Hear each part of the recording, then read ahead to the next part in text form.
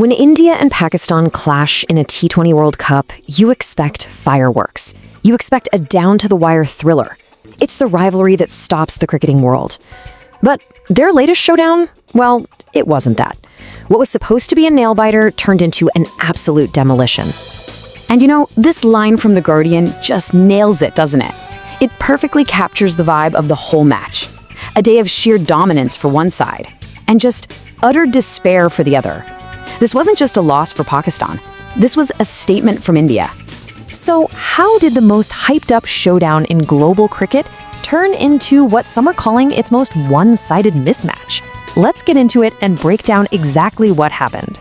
Okay, so the scene is Colombo. The pitch is tricky, it's sticky, it's the kind of surface where batters are supposed to have a tough time, where every single run is a battle. You'd think that would make for a close game, right?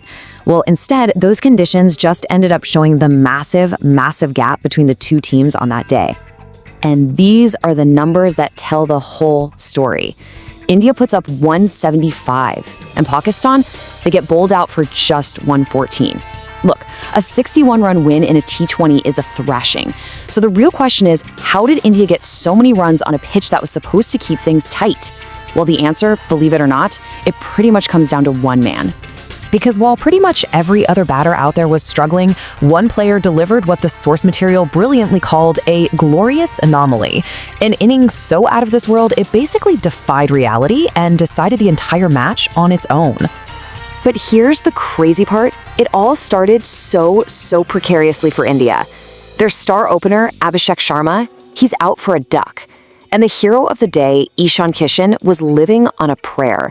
He's miscuing shots that are somehow landing safe.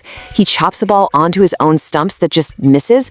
For a minute there, it really looks like India's whole innings could fall apart before it even got going. But out of that shaky start came this. 77 runs from just 40 balls. Ishan Kishan didn't just hang in there. He went on the attack. He launched a counter-assault that left Pakistan completely shell-shocked and totally flipped the momentum of the entire game. And this right here, this is what really shows you how insane his performance was. Let's just break this down. He hit 10 fours. Only one other player in the entire match hit more than 3. He smashed 3 sixes. Nobody else hit more than 1. While every other batter was struggling to score at a run a ball, Kishan was flying along at almost 2. He was playing a completely different game on a completely different pitch than everybody else. Just let this number sink in for a second. At one point, Kishan had scored a mind-boggling 88.5% of India's total runs. This wasn't a team effort at that stage. It was a one-man wrecking crew. He wasn't just helping the team, he was the team. And that's why we come back to this phrase, glorious anomaly. It's just the perfect way to describe it. An inning so beautiful, so exceptional, it felt like it was beamed in from another planet. Kishan's performance single-handedly set a target that, on that pitch, felt less like a score and more like a mountain. All right, so with a huge target of 176 on the board, all the pressure shifted to Pakistan. And what happened next? Well, it was one of the quickest, most dramatic batting collapses you will ever see in a World Cup. So the big question was hanging in the air. 176 to win.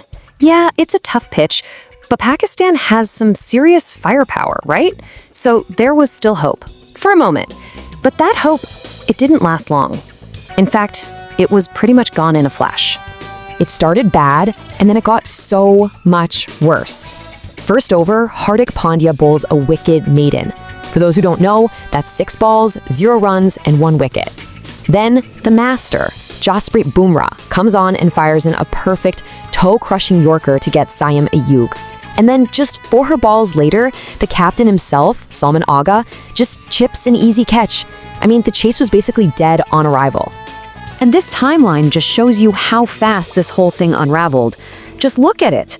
A wicket in the first over, 2 more in the second, another in the fourth.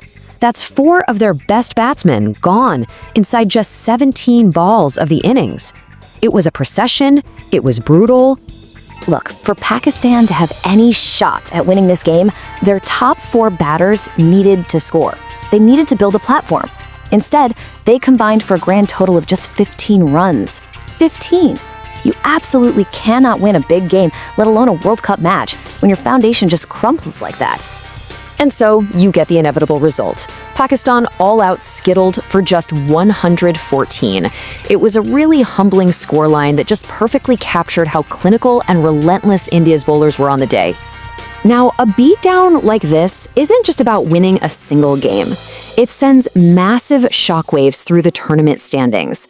It has huge consequences for both of these teams moving forward. So here's the bottom line. For India, it's simple. They've punched their ticket to the Super 8s with a game still to play. They are absolutely flying. But for Pakistan, oh boy, the situation is now critical. Because the loss was so big, their net run rate took a hammering, and they've actually dropped below the USA in the group. Now everything for them comes down to their last game against Namibia. It's do or die. And that really brings us to the big final question, doesn't it? After a performance this dominant, where they absolutely fired on all cylinders and their biggest rival just looked completely out of their depth, you really have to wonder, is this now India's tournament to lose?